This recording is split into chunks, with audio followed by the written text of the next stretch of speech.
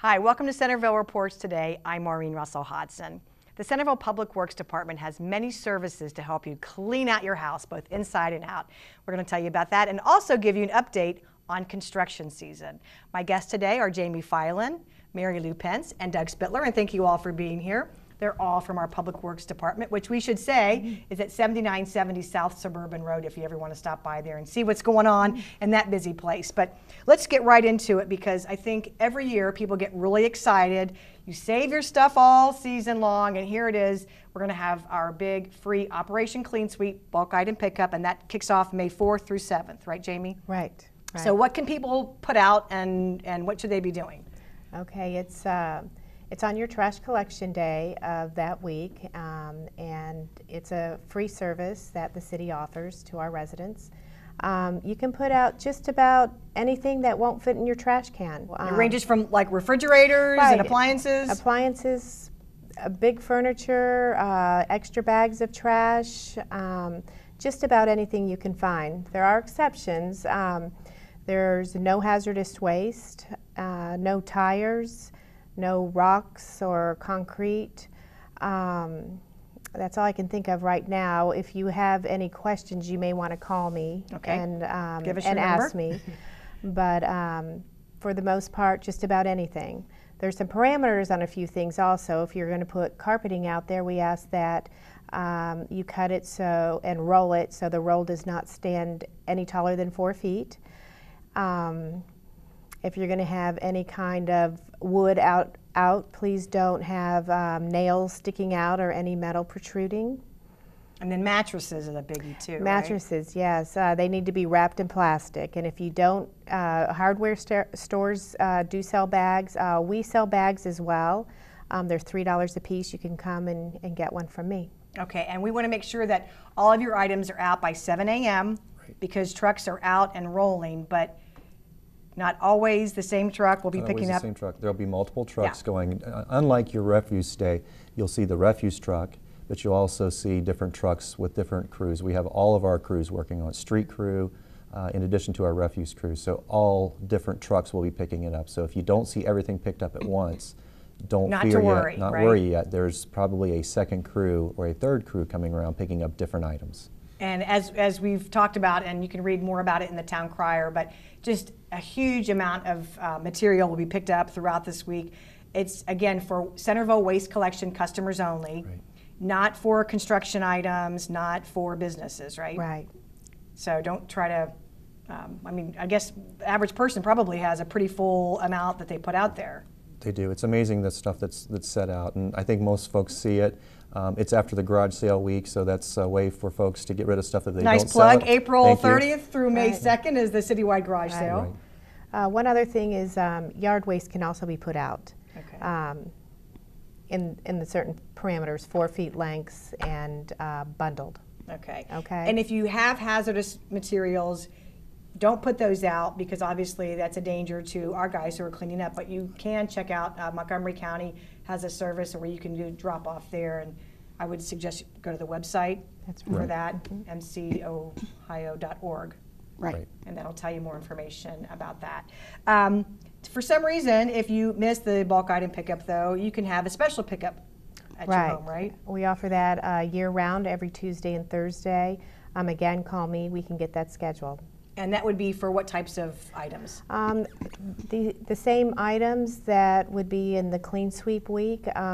It's a little more liberal with yard waste.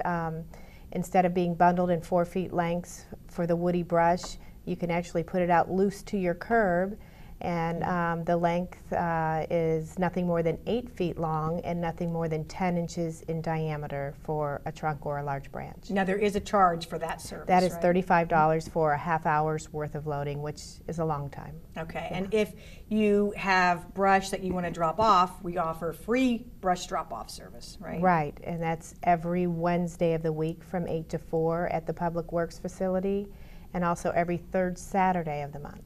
From 9 until noon. Okay, so lots of great ways for you to get rid of brush and various items that maybe have been collected around your house. But again, if you have questions, you want to give Jamie a call at 428 4782. You can also visit the website, centervilleohio.gov, and that'll give you a list of items that you can drop off, or days and times for special pickups as well. That's right. And then, as always, we want to encourage people to recycle. So as you're going through things, one of the tips we give people is to separate your trash from your recyclables, right? It's easiest for automated trucks to pick up the refuse cans if it's on one side of the driveway, and then recycles on the other side of the driveway. That's the easiest thing to do, is use one side of the driveway for one or the other. It doesn't matter which side, just separate those so that the drivers can easily recognize the orange sticker, obviously, but also so the automated truck can grab the refuse can. And we always like to tell people that you can put out an unlimited amount of recyclables. As long as they're in a 32-gallon container size or less, because we do manually load the recycles. We don't use the automated trucks, so a person physically handles that. So even though they're typically lighter, you can get some cans that are pretty heavy, so 32-gallon can or less, but we do have unlimited recycling. Okay, and you should have the sticker, but if you don't have a sticker, stop by Public Works or the city building. That's right. Or even give us a call and we'll mail it out to you. Okay. Oh, that's a great service. Yeah. So we'll always look for those orange recycling. Also, let's kind of jump into construction, because lots happening around Centerville. We hear about it. I know you hear about it probably a lot more than what we do, but let's go through, Doug and Mary Lou, just quickly some of the projects ongoing. Obviously the big one, Feedwire Road, and that whole area around Costco. Right, that project started last fall and it's finishing up now. There's some final concrete work for the medians, and then there's final asphalt to do. That project should be finishing up in the next 6 to 8 weeks. That's the most visible project for us. Wilmington Pike, if I can segue into that, is also under construction. That one will be finished more towards the end of summer, towards the end of July. That got a little bit later start. That's on the east side of Wilmington Pike, from essentially Cracker Barrel up to the new Dilly Drive traffic signal. And that's widening with curb work and asphalt work on the east side of Wilmington Pike. And then Wilmington 675. That will start. That's an ODOT project for the city of Centerville. There will be a project at 675 on Wilmington Pike. It will widen turn lanes and add a third southbound through lane. That will start about mid-June and run through the end of the year. Okay, and I know that we're going through these projects quickly, and that's obviously because we have a time constraint, but we do want people to understand that this is going to take some time. We do need their patience, but the end result is going to make driving so much easier for everybody. Look at the long run, exactly. Try to take patience and try to plan ahead. And everybody's busy, but if you take a time to plan ahead or select an alternate route, because any way we can get traffic to be a little lighter is safer for you and for the workers. That's the best plan. And you can always check our website, centervilleohio.gov, or our Facebook page for the latest updates on what's going on.